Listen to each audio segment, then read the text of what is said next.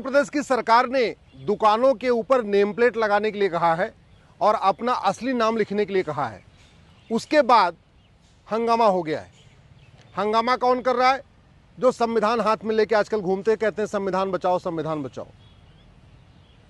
एक बार जरा संविधान का आर्टिकल 19 पढ़ लेते तो आपको पता चलता है कि उत्तर प्रदेश की सरकार ने जो काम किया हो बिल्कुल संविधान की स्पिरिट में किया है। संविधान का आर्टिकल 19 भारत के सभी उपभोक्ताओं को ये जानने का अधिकार देता है कि वो जो सामान खरीद रहे हैं वो उसको किसने बनाया है, जो सामान खरीद रहे हैं वो किस चीज़ से बना हुआ है, वो कब बना था, उसकी एक्सपायरी कब है। और यही नहीं, सभी उपभोक्ताओं को यह भी जानने का अधिकार है ये जो सामान बेच रहा है ये कौन है, ये असली है कि नकली है।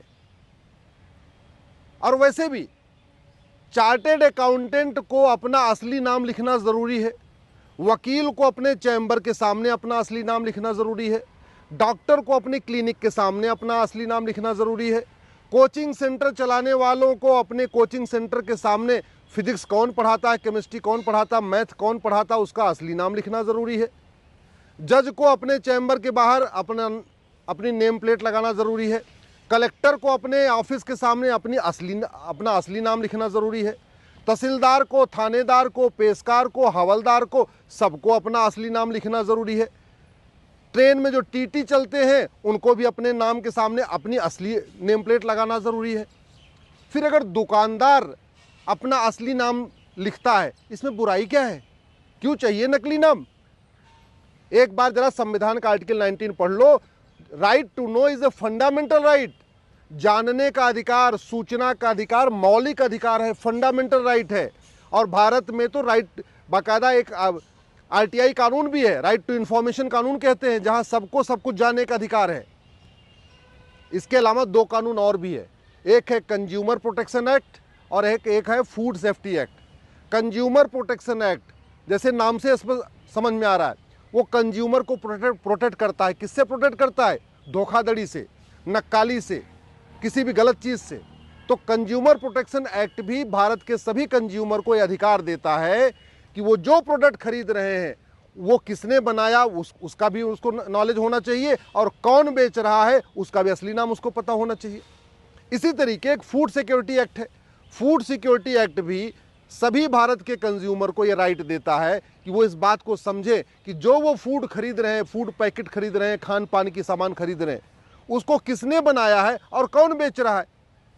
तो अगर अपनी दुकान के सामने, अपने ढाबे के सामने, अपने ठेले के सामने अगर नेम प्लेट लगानी पड़ रही है तो दिक्कत कहाँ है? बेशर्मी देखिए। जो लोग कह रहे हैं जातिगत जनगणना होनी चाहिए, सबकी जाति पता चलनी चाहिए, वो रहे कह रहे नहीं नेम प्लेट मत लगाओ।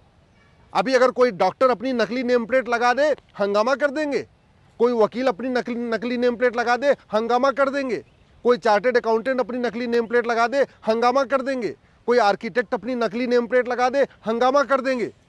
लेकिन ये नहीं चाहते कि हाँ जो दुकानदार है वो अपनी असली नेम प्लेट लगाए। समस्या क्या है? चोर की दाढ़ी में तिनका। इसका मतलब इन पाखंडियों को पता है, ये जो नेम प्लेट लगाने का विरोध कर रहे हैं, कि वास्तव में थूका जाता है, पेशाब किया जाता है, टॉयलेट किया जाता है।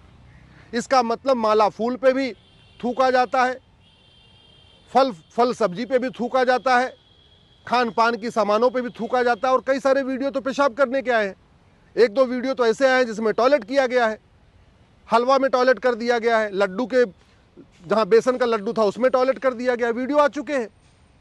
जहां पे बिस्किट वगैरह बनता वहां पेशाब करने का वीडियो आ चुका है, पैरों से कुचलने का वीडियो आ चुका है, थूकने का वीडियो तो अनगिनत आए हैं। रोटी पे भी थूका गया है, सब्जी पे भी थूका गया है, माला फूल पे भी थूका गया है, फलों पे थूका गया है। मैं सरकार से निवेदन करता हूं, ये मामला केवल उत्तर प्रदेश का नहीं है। ये जो गंदगी फैलाई जाती है पूरे देश में फैलाई जाती है। ये समस्या जो थूक वाली समस्या है, गंदगी वाली समस्या, ये केवल यूपी की समस्या नहीं है, ये पूरे देश की समस्या है। उत्तर प्रदेश सरकार को तो मैं धन्यवाद दूंगा कि उन्होंने संविधान के आर्टिकल 19 को लागू किया है, कंज्यूमर प्रोटेक्शन एक्ट को लागू किया है, फूड सिक्योरिटी एक्ट को लागू किया है। लेकिन ये काम करना सभी सरकारों की है। ये बंगाल की सरकार की भी ड्यूटी है, गुजरात सरकार की भी ड्यूटी है, बिहार सरकार की भी ड्यूटी है, झारखंड सरकार की भी ड्यूटी है।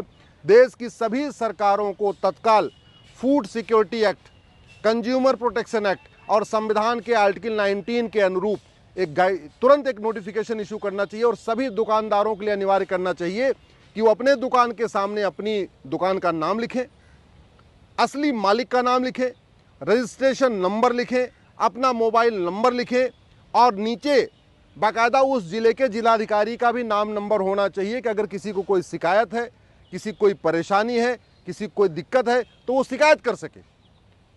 भाई अल्टीमेटली अगर किसी को दुकान पे कोई दिक्कत आ रही, शिकायत किसको करेगा? थाने को शिकायत करेगा, थाना कहेगा ये भारतीय न्याय संहिता में तो लिखा नहीं है। और भारतीय न्याय संहिता में एक अलग से चैप्टर होना चाहिए कि जो आदमी गंदगी फैलाएगा, जो आदमी मिलावटखोरी करेगा, जो उसको गंदा करेगा, उसको कठोर दंड होगा। कहते हैं भय बिन होय न प्रीत, सठे साठ्यम समाचरित। जो लोग खान पान के सामान में जानबूझ के पेशाब कर रहे हैं, थूक रहे हैं, टॉयलेट कर रहे हैं, ऐसे लोगों को कठोर दंड मिलना चाहिए। साल 2 साल का नहीं, कम से कम 10 से 20 साल सजा का दंड होना चाहिए। जब तक कानून का खौफ नहीं पैदा होगा तब तक ये गंदगी बंद नहीं होगी। ये जो सोच है ना, नफरत वाली सोच, ये पूरा जो थूका जाता है, पेशाब किया जाता है और लैट्रिन किया जाता है, ये केवल गंदी सोच के कारण किया जाता है। और सोच बदलने के लिए भारत में समान शिक्षा लागू करना पड़ेगा और खौफ पैदा करने के लिए कठोर कानून बनाना पड़ेगा। यही अस्थायी समाधान है।